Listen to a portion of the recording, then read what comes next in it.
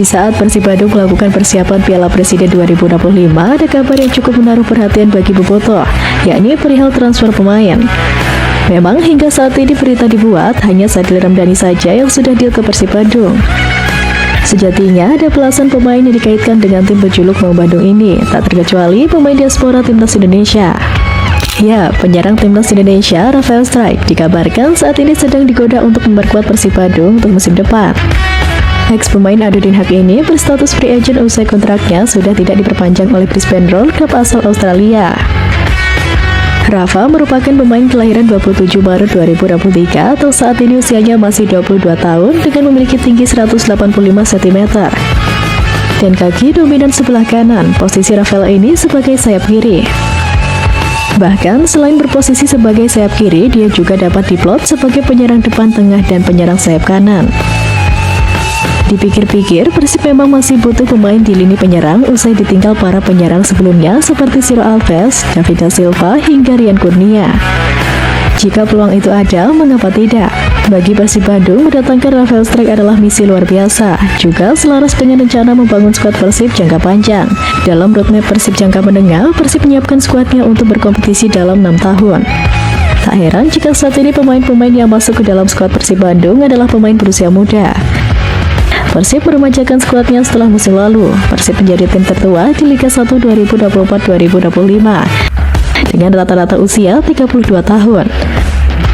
Bos Persib Aditya Putra Herawan menargetkan bahwa usia rata-rata pemain Persib musim depan yaitu 28 tahun. Pelatih Bojan Hodak memang dikabarkan berniat untuk mengajak pemain timnas Indonesia, terutama yang berkarir di luar negeri, untuk bergabung ke skuad asuhannya. Rafael Strijk adalah striker muda timnas Indonesia yang pandai menahan bola dan membuka ruang. Dia akan cocok dimainkan dengan gaya sepak bola simpel Eropa ala Bojan Hodak. Terlebih peluang Persib datangkan Rafael Strijk terbilang lebih rasional. Apakah kalian setuju jika sang pemain beneran gabung Persib, bobotoh?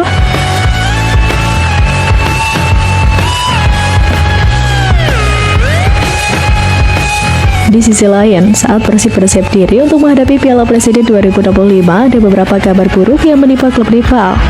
Sebelumnya, ada Persija yang kepanasan karena gak diajak turnamen Piala Presiden. Kini, tim yang banyak membajak pemain Persib, Malut United, kena karma. Kok bisa? Emang kenapa? Ya, berdasarkan kabar terbaru, pelatih Malut United Imran Humaruri resmi dipecat oleh manajemen klub. Dirinya di PHK bersama asisten pelatihnya Yayan Tumena.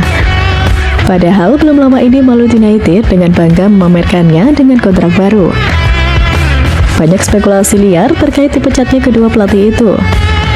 Yang pertama ialah karena ada yang tidak sejalan soal pilihan pemain. Seperti yang diketahui, Malut United pada musim ini nampaknya sangat jor-joran dalam berburu pemain. Khususnya untuk pemain asing, Malut United disebut memborong dari Persib Bandung. Di antaranya ada Tyron Del Pino, Ciro Alves, David da Silva, hingga Gustavo Franca.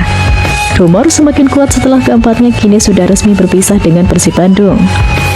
Mereka kabarnya hanya menunggu waktu untuk diumumkan oleh Malut United. Namun jika dikaitkan dengan isu Imran Humaruri sekarang ini, artinya para pemain tersebut bukanlah pilihan dari sang pelatih. Namun di sisi lain yang menyebut bahwa pemecatan Imran Humaruri itu melakukan pelanggaran berat di Malut United bersama dengan Yayan Tumena. Imran dan Yayan diklaim menerima uang dari pemain yang dikontrak oleh Malut United. Jumlahnya pun beragam, mulai puluhan hingga ratusan juta rupiah per pemain. Asisten manajer Malut United, Asgar Saleh, mengatakan jika mayoritas pemain Malut harus memberikan setoran kepada Imran dan Yayan. Ia menyebut permasalahan yang dilakukan oleh Imran Humaruri dan Yayan Tumena itu sudah diketahui oleh manajemen klub sejak mereka masih berlaga di Liga 2 2023-2025. Bahkan, sang pemilik Malut United pun sudah mengetahui hal itu. Namun saat itu manajemen Laskar Kiraha masih berharap Imran Humaruri dan Yayan Tumena bisa berubah. Nyatanya hal itu menurut Asgar Saleh tidak terjadi. Lebih lanjut, Asgar Saleh menyatakan Malut United tidak mau lagi terlalu berlarut-larut dengan permasalahan Imran Humaruri dan Yayan Tumena. Laskar Kiraha ingin menatap ke depan dan mencari pelatih lokal lainnya untuk mengasuh Yakob Sayuri dan kolega. Di sisi lain, Imran Humaruri membantah kabar tersebut dan menyebut kabar itu hoax, hanya oknum-oknum tertentu yang ingin membuatnya keluar dari Malut United. Waduh, ini mana yang benar? Pihak mantan pelatih atau manajemen? Tentu dengan adanya kabar ini membuat nama Malut United sedikit tercoreng di saat prestasinya cukup baik di musim lalu. Jadi pesan untuk para bobotoh, mohon bersabar dulu ya untuk nungguin Wilujeng Sumping pemain barunya. Pihak manajemen Persib pastinya udah mengatur klub sedemikian rupa agar lebih baik demi menghindarkan hal-hal yang tidak diinginkan seperti klub rival lainnya. Tetap semangat dan tetap dukung terus Persib Bandung.